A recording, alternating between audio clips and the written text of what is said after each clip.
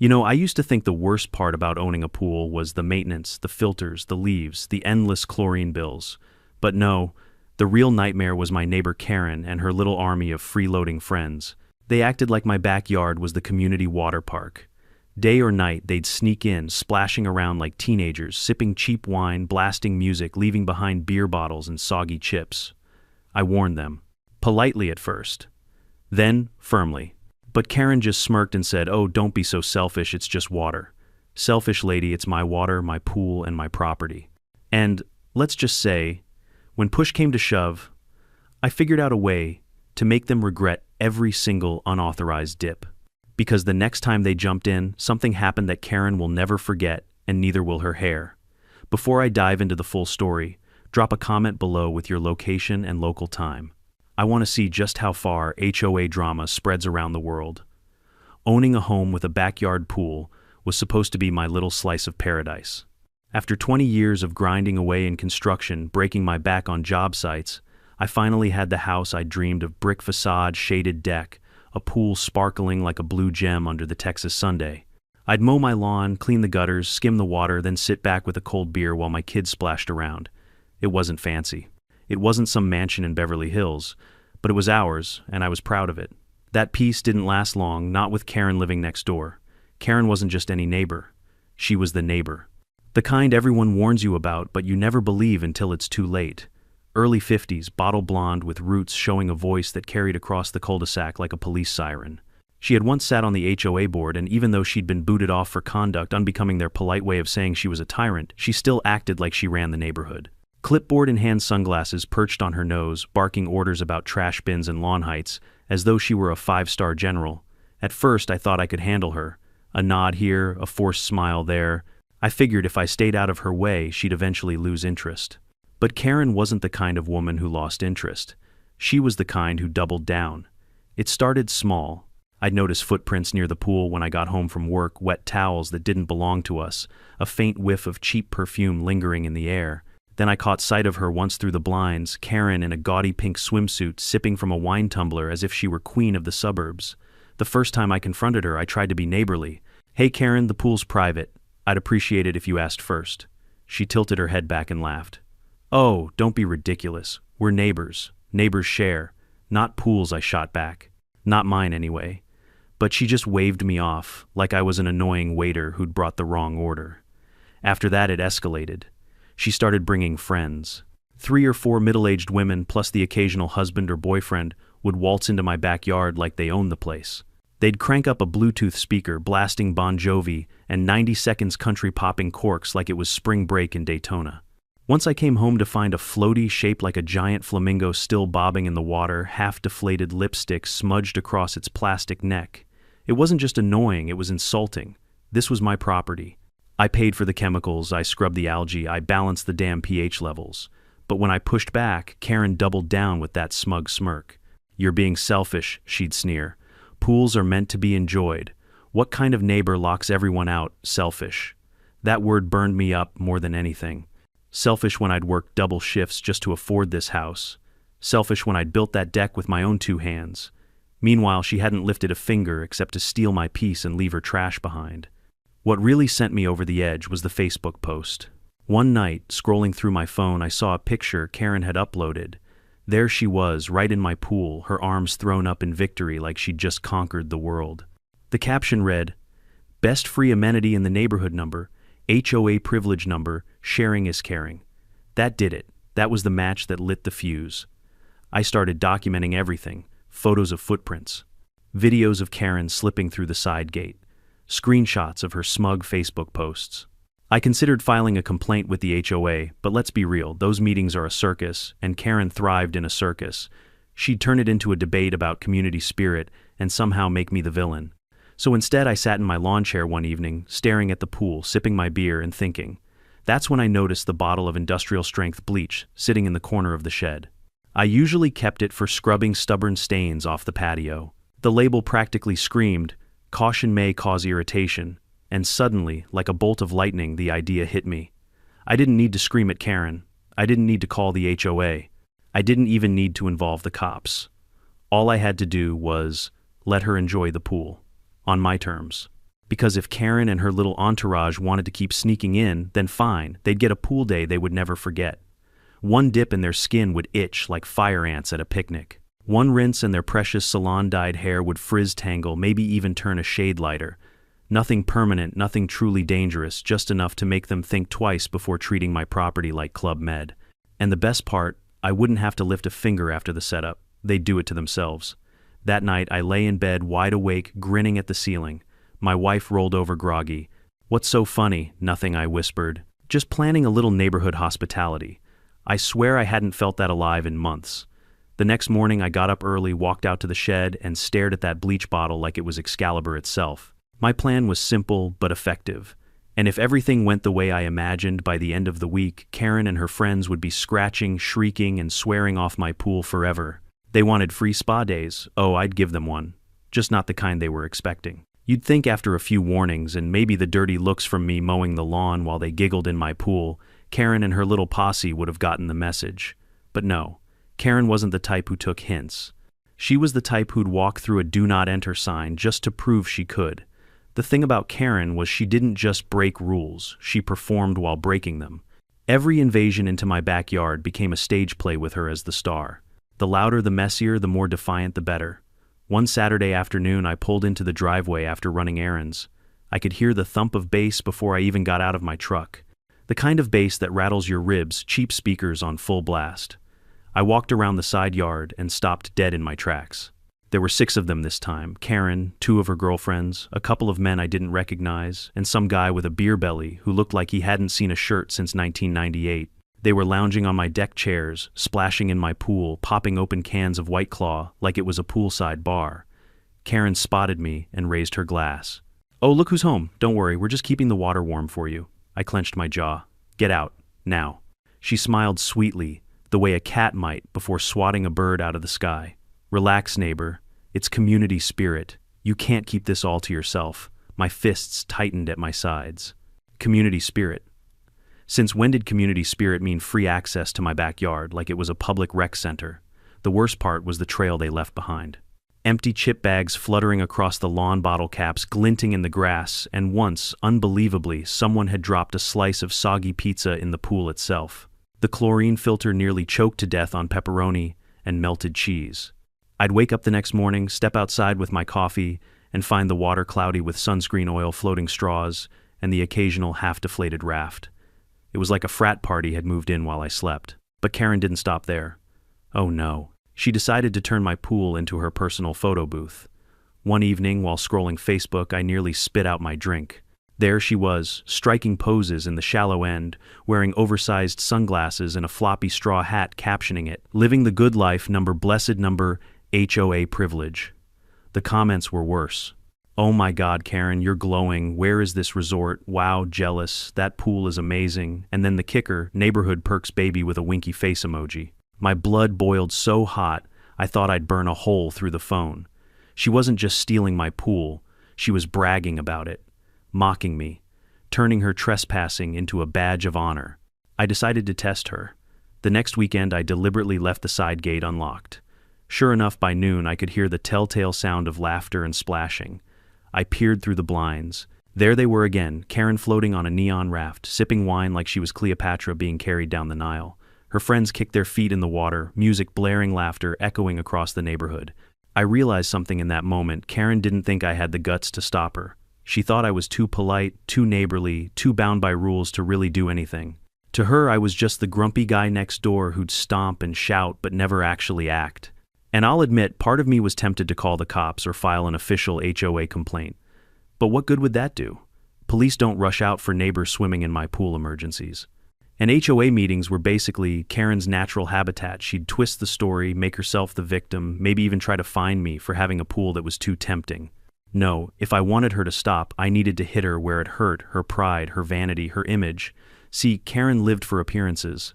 She wanted to look flawless, glamorous, untouchable. She dyed her hair religiously, rotating through shades of blonde, depending on which box dye was on sale that week. Her nails were always done, her makeup caked on thick enough to survive a hurricane. The one thing she couldn't tolerate was looking ridiculous. That was when the bleach plan went from a joke in my head to a mission. But before I could set it in motion, I had to endure one more insult. It was a Tuesday evening when I got home late from work, bone-tired.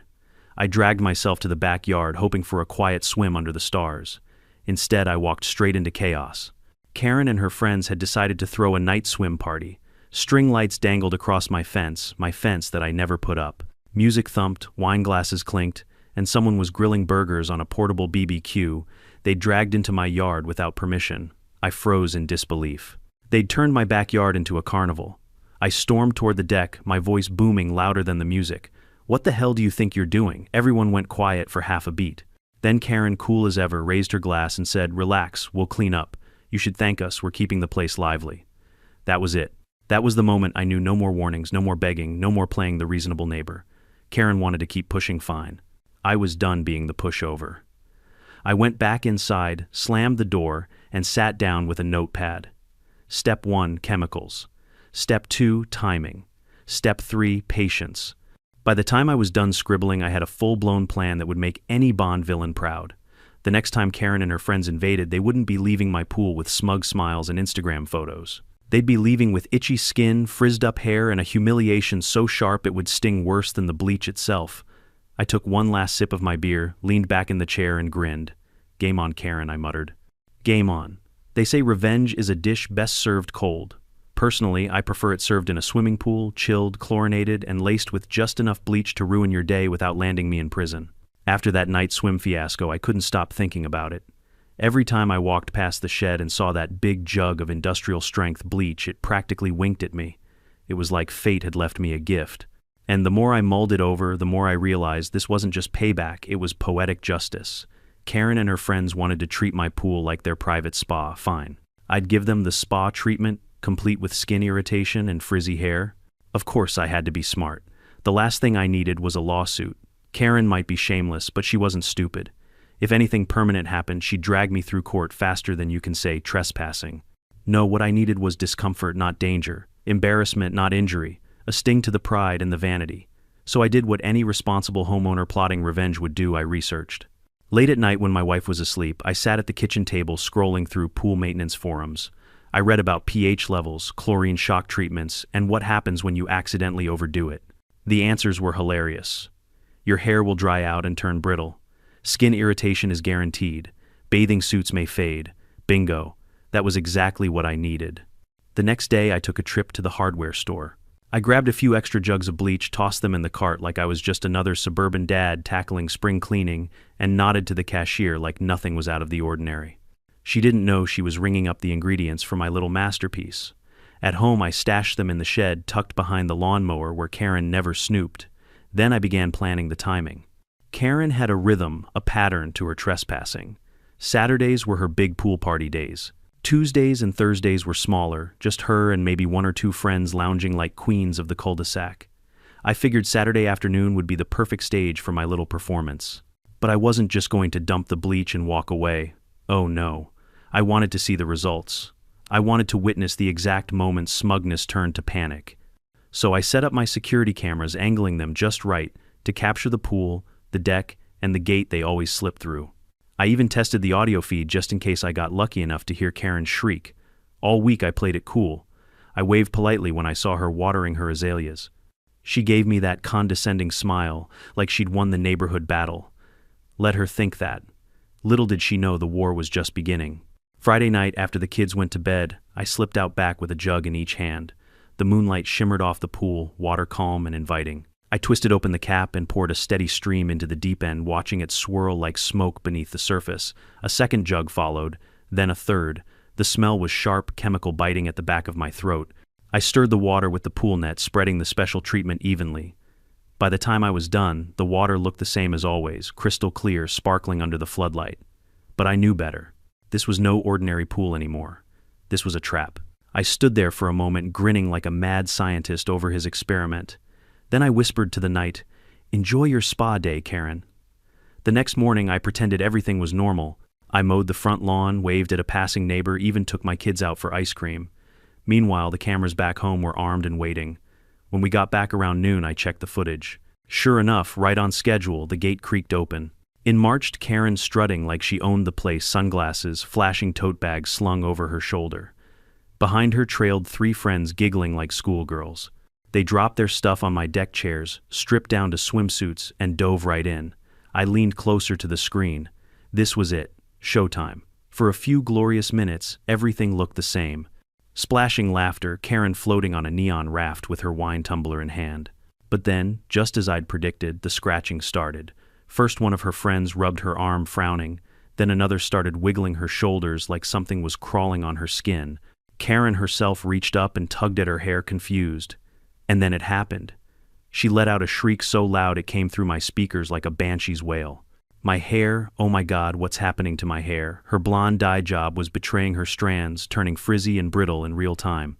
Her friends scrambled out of the pool, scratching, clutching at their skin, shouting about burning and itching. One of them slipped on the deck, nearly face-planting before limping to a chair. Karen staggered to the edge, her makeup smeared her once perfect hair, sticking out in every direction like she'd been electrocuted. I sat back in my chair, arms folded, grinning from ear to ear.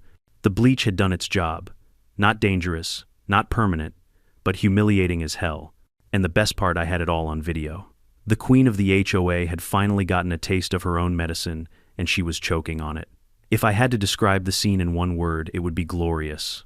All those smug afternoons, all those smirks and snide remarks, all the trash and empty bottles they'd left behind, every ounce of frustration I'd bottled up was paying dividends in the form of shrieks, flailing arms, and bad hair day apocalypse. On the camera feed, Karen was thrashing toward the pool ladder like a panicked cat. Her friends weren't faring much better. One woman clawed at her arms, muttering about how her skin was burning. Another, the one I dubbed Wine Ant, stumbled onto the deck, coughing dramatically, her swimsuit already looking faded and sad. And then there was the hair. Oh, the hair. Karen had always been precious about hers. Weekly dye jobs, expensive conditioners, hours spent curling it just right. But bleach doesn't care about vanity. The moment she pulled herself out of the water, her golden mane had transformed into a tangled bird's nest, frizzy and dry, with streaks of orange and near white poking through like a bad Halloween wig. The sight alone was enough to make me laugh so hard my stomach hurt. I hit record on my phone screen, capturing every frame. This wasn't just about personal satisfaction anymore, this was about evidence. If Karen tried to spin the story and paint herself as a victim, I'd have the footage of her trespassing, splashing in my pool, and melting down like a reality television diva. By the time they scrambled out, grabbing towels and screeching at one another, the backyard looked like a war zone. Chairs knocked over wine, spilled soggy chips crushed into the deck boards. Karen's raft drifted sadly in the corner of the pool like a sinking ship. And me, I sat there at the kitchen table with a beer in hand, watching from the security monitor, chuckling like I was tuned into the best sitcom ever made. Should we go out there? My wife asked cautiously, peeking over my shoulder. I shook my head. Nope. Let them figure it out. They wanted to play in my pool. They can suffer the consequences. She smirked, shook her head, and walked away, muttering, "You're evil." "Creative," I corrected. "There's a difference." But the real magic came later that evening. I was out front watering the lawn when Karen stormed past on the sidewalk, wrapped in a robe, her hair sticking out like tumbleweed. She caught my eye and froze. For the first time in months, there was no smirk, no sass, no phony superiority, just raw, simmering embarrassment. "Something's wrong with your pool," she snapped. I raised an eyebrow. "Funny. It works fine for me." She opened her mouth, then closed it again. Her friends, trailing behind like damp, defeated puppies, avoided eye contact altogether. Not a word. They disappeared into her house, slamming the door, and I swear I heard one of them mutter, "Never again." Mission accomplished. But the fallout didn't stop there. The next few days were even sweeter. Karen skipped her morning HOA patrols. No marching up and down the street with her clipboard, no yelling at kids to keep their bikes off the sidewalk. It was like the queen had abandoned her throne. By midweek, the whispers began.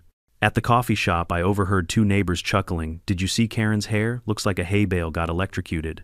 At the mailbox, another leaned in and said, "Heard her pool party went badly. Serves her right." Even the usually timid folks, the ones who never dared cross Karen, were laughing behind their hands. And I didn't even have to spread the story myself. The humiliation was self-sustaining. Karen's vanity had always been her weak spot, and now it was being picked apart by the entire neighborhood. Of course, part of me worried she'd come storming back for revenge. That was her style after all. But every time I saw her from a distance, she looked smaller, deflated. Gone was the strut, the high-pitched voice, the holier-than-thou attitude. Instead, she shuffled hiding under hats and scarves like a celebrity dodging paparazzi. But I wasn't about to let her off the hook that easily. See, Karen had spent months turning my pool into her stage. She'd flaunted it online, bragged about it to her friends, posted pictures like she owned the place. It wasn't enough for me to simply make her stop. I wanted to flip the script. If she loved attention so much, I'd make sure she got the wrong kind. So one evening I sent the footage anonymously, of course, to a handful of trusted neighbors. Just a little for your information email with the subject line, "Caught on camera pool party crashers." I didn't need to say who it was. The video spoke for itself. Karen and her friends sneaking in, laughing, swimming, and then the meltdown complete with screaming, scratching, and that unforgettable hair disaster. By the next morning, the clip was making the rounds like wildfire. One neighbor texted me, "Oh my God, this is gold." Another said, "Justice at last." And my favorite, "You're a legend." I stayed quiet, of course. Plausible deniability. But inside, I was grinning so wide my face hurt. The best part, Karen couldn't fight back. If she complained, she'd have to admit she'd been trespassing. If she tried to twist the story, the footage would expose her. She was trapped, cornered by her own arrogance. And yet, I knew this was just the beginning. Because Karen was stubborn to the bone. She might be licking her wounds now, but sooner or later she'd lash out. She always did. The question was, would she try to reclaim her queen bee status, or would she spiral even further? Either way, I was ready. After all, I'd already proven one thing when it came to HOA drama. I wasn't the pushover neighbor anymore. I was the guy with the pool and the bleach. By the time the monthly HOA meeting rolled around, Karen had been laying low for 2 weeks. That alone was a miracle. No patrols, no Facebook rants, no knocking on doors to complain about unsightly trash bins or improperly trimmed hedges. The street had been eerily quiet, like the witch had gone into hibernation. But I knew Karen. She wasn't going to disappear forever. She was the kind of person who lived off control, attention, and drama. Like clockwork, she was going to come back swinging, and sure enough, she did. The HOA held its meetings in the community center down by the lake. Folding chairs, lukewarm coffee, and styrofoam cups, the usual. I showed up late, as I always did, because nothing made Karen angrier than watching me stroll in casually while she was mid-speech. Except this time, she wasn't chairing the meeting. She didn't even have a position anymore. Still there, she was in the front row, scarf wrapped around her fried hair, makeup caked on thick to cover the blotchy patches on her face. She sat tall, trying to project authority like she was still the queen bee everyone should defer to. The board president, a calm guy named Michael, cleared his throat and started running through the agenda. Lawn maintenance. Upcoming 4th of July barbecue. Budget for resurfacing the tennis courts. The usual suburban snooze fest. And then Karen pounced. She stood up, interrupting Michael mid-sentence. "I need to address a serious issue in this community," she announced, her voice pitched high like a kettle about to whistle. Michael sighed. "Karen, please wait until open comments." She ignored him. "There is a health hazard in our neighborhood. A swimming pool being improperly maintained, chemicals being misused. Residents, including children, could be at risk." Gasps rippled through the room. A few neighbors glanced around, confused. I kept my face neutral, sipping my bad coffee. Karen pressed on, dramatic as ever. I myself was affected. I suffered skin, irritation, hair damage, and she touched her scarf, serious personal distress. "This is unacceptable. We need to find the homeowner responsible before someone gets hurt." I almost choked on my coffee. She was really doing it. She was actually trying to flip the script and pin this on me. Michael looked bewildered. "Karen, are you saying—" "Yes," she cut in. "That pool is a ticking time bomb. If we allow dangerous chemicals to seep into the neighborhood environment, we could all suffer. I move that the HOA investigate and penalize." That was my cue. I stood up slowly, deliberately, every eye in the room turning toward me. "Karen," I said, voice steady, "are you seriously standing here trying to accuse me of mismanaging my own pool?" Her eyes narrowed. "You admit it," then I smiled. "Oh no. I'm not admitting anything. I'm just pointing out how fascinating it is that you would have first-hand knowledge of my pool's chemical levels." A few chuckles broke out. Karen's face flushed. I was invited, I raised an eyebrow. "That's interesting, because according to my cameras I pulled out my phone, you weren't invited at all." The room went silent. I tapped a button and the television screen at the front of the room flickered to life. I'd come prepared with a USB stick loaded with the footage. And there it was, Karen and her friends sneaking in through my side gate, splashing around, drinking wine, laughing like hyenas. Then came the payoff. Karen clutching her hair, shrieking, her friends scratching and stumbling out of the pool in chaos.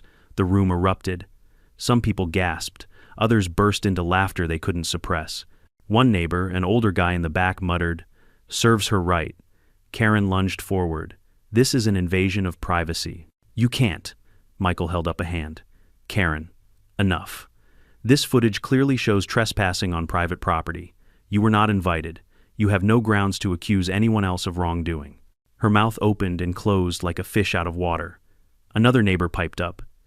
Didn't you post pictures of yourself in his pool on Facebook number HOA privilege or something? Karen sputtered. That was taken out of context. The laughter grew louder. The tide had turned. For once, Karen wasn't in control. She wasn't feared. She wasn't even respected. She was a punchline. Michael banged the gavel. This matter is settled. Karen, you and your guests will be issued a fine for trespassing. You are also banned from using community amenities for the next 6 months. Karen's face turned crimson. You can't do this, she screeched. But the room had already moved on.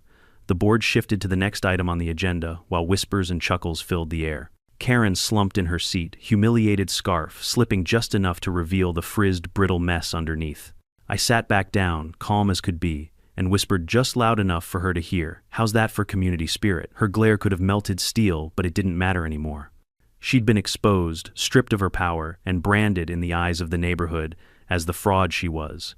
And for me, oh, it was better than any victory lap. Walking home that night, neighbors slapped me on the back, grinning. Good job, one said. About time someone stood up to her, another added. I nodded, but inside I was buzzing. Not just from the win, but from the realization that the balance of power had shifted. Karen wasn't untouchable anymore. She wasn't the queen bee. She was just Karen. The woman with ruined hair, a bruised ego, and no allies left. But I also knew something else. Karen wasn't finished. Not yet. People like her never quit. They lick their wounds, bide their time, and plot their comeback. And when she did, I'd be ready. Because I wasn't just the neighbor next door anymore. I was the guy who beat her at her own game. If humiliation were a disease, Karen was patient zero. After the HOA meeting fiasco, her reputation tanked harder than a lead weight in my pool, neighbors whispered. Some openly mocked. Kids on bikes zoomed past her house chanting, "Pool witch, pool witch." I would have felt bad if it weren't so damn satisfying. But Karen was nothing if not stubborn. She wasn't going to take her downfall lying down. Not her. She'd ruled this neighborhood like a tyrant for years, and tyrants don't give up their crown without a fight. So she tried to fight back. First came the gossip campaign. She cornered a few neighbors on morning walks, spinning some half-baked sob story about how I had spiked the pool to deliberately harm her. She painted herself as a victim of chemical warfare, waving her brittle hair around like Exhibit A. But here's the thing, when you've spent years bossing everyone around, no one's eager to join your pity party. Neighbors nodded politely, then crossed the street. Some laughed in her face. One guy, Doug, flat out said, "Karen, you weren't supposed to be in his pool in the first place." That shut her up quick. Next, she tried the legal route. She actually called the police. Yep, full-on 911. My neighbor poisoned me. The officer showed up at my door looking half amused, half exhausted. He explained the situation. I calmly showed him the footage, Karen trespassing, Karen partying, Karen screaming as her bleach-saturated hair fried in the sundae. The officer chuckled, shook his head, and said, "Ma'am, maybe stop breaking into your neighbor's yard." Case closed. By the third strike, Karen was desperate. She marched right up to my door one evening, fists clenched, jaw tight. When I opened, she launched into a tirade. "You think you've won, don't you? You humiliated me. You ruined my life." I leaned against the door frame, calm as a monk. "Karen, you ruined your own life. I just helped speed up the process." Her eyes burned with rage. "This isn't over. People like me don't get pushed aside. People like you," I said slowly, "already have been." I closed the door before she could reply. And for the first time, she didn't bang on it. She just slunk away, defeated. But her spiral didn't end there. Oh no. She tried to throw one more backyard party, inviting her loyalists, what was left of them anyway. Maybe a dozen people showed up. But when they got there, they saw the state of her pool algae growing along the edges, cloudy water, half-broken furniture. Nobody wanted to dip a toe in. They stood around awkwardly, sipping cheap boxed wine while Karen tried to rally them with speeches about taking back the neighborhood. It didn't work. Within an hour, her guests had trickled out, muttering excuses. Karen stood alone, wineglass trembling in her hand, staring into her murky pool like it might answer her prayers. Meanwhile, my yard was buzzing. Neighbors who'd once kept their distance now waved, stopped by for a beer, even asked if their kids could come over to swim, with permission, of course.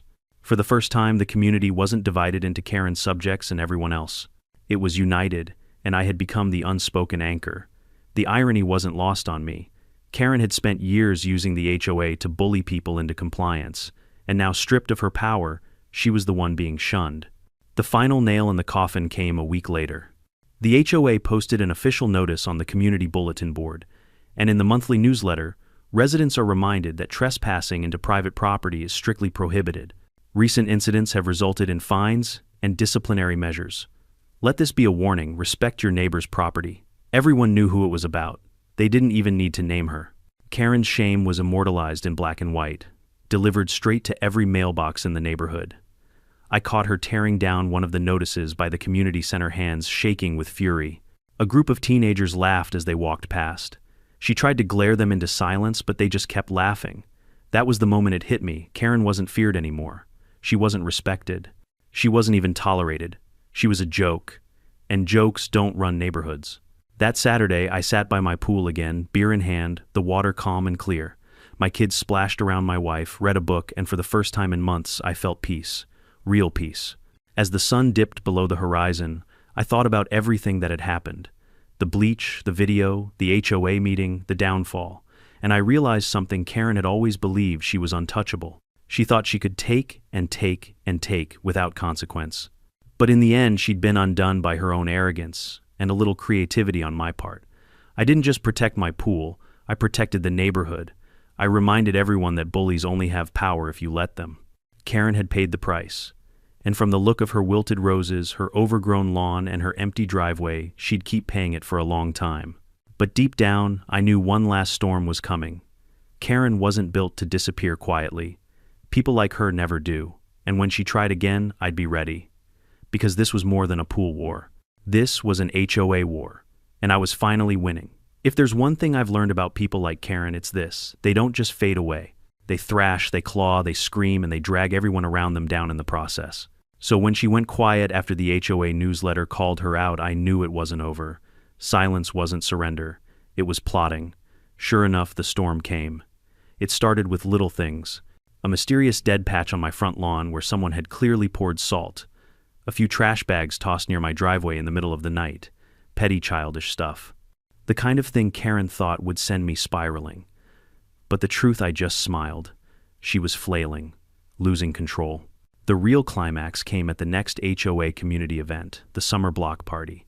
It was the first big gathering since her infamous pool bleach meltdown, and everyone knew she'd either try to reclaim her throne or implode trying. I showed up with my family, cool as ever, carrying a cooler of sodas. Neighbors waved, clapped me on the back, and handed me burgers fresh off the grill. It was the friendliest I'd ever seen the community. Meanwhile, Karen slithered in wearing a wide-brimmed hat and oversized sunglasses, trying to hide the remains of her fried hair. She brought her usual clipboard like she was still in charge. The moment she opened her mouth, people rolled their eyes. She barked about parking violations. She complained about the barbecue smoke. She lectured a kid for riding his scooter too fast. But instead of cowed silence, she got laughter. Instead of compliance, she got mockery. "Careful, Karen," one dad said loudly. "He might need to bleach the pavement after that scooter leaves marks." The whole crowd burst into laughter. Karen's face went beet red. She shrieked, "This is harassment. You can't treat me this way." And that's when Michael, the HOA president, stepped in. Calm, steady, but firm. "Karen, you are no longer on the board. You have no authority here. And given your repeated violations, you should consider yourself lucky you're not facing legal charges." A hush fell over the crowd. Karen froze her mouth, opening and closing. Her clipboard shook in her hands. For years she'd wielded that HOA power like a weapon, and now in front of everyone it was stripped away. I swear you could see the exact moment the crown fell off her head. She dropped the clipboard, turned on her heel, and stormed off. The crowd cheered not out of cruelty, but out of sheer relief. For the first time in years, we were free.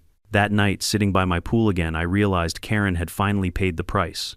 Not because I ruined her hair, not because I exposed her at the meeting, but because she lost what she valued most: control, attention, and the illusion of power. The pool water shimmered calm and clean. My kids splashed happily. My wife leaned back with a smile. And for the first time since moving here, I felt like this really was my home. Karen was finished, and I was finally at peace. If you've stuck with me this far, here's the part that matters most. This story wasn't just about a pool, or bleach, or one awful neighbor who thought she could stomp all over everyone. It was about boundaries, about standing up for yourself when someone crosses the line. For months, I let Karen walk all over me because I didn't want conflict. I thought keeping the peace meant letting her have her way. But peace without respect isn't peace at all, it's surrender. And surrender only feeds the bully. When I finally acted not just with bleach, but with evidence, with resolve, with creativity, the dynamic changed. Neighbors who once stayed silent started speaking up. People stopped fearing Karen, and the whole community was better for it. That's the lesson: you don't have to fight loud or violent or cruel. You just have to fight smart, stand firm.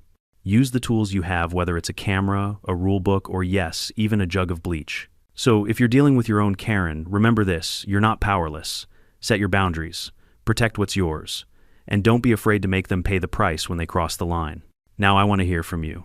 Drop a comment below. What's the worst HOA or neighbor story you've ever dealt with? And if you want more outrageous HOA drama, hit that subscribe button. You don't want to miss what's coming next.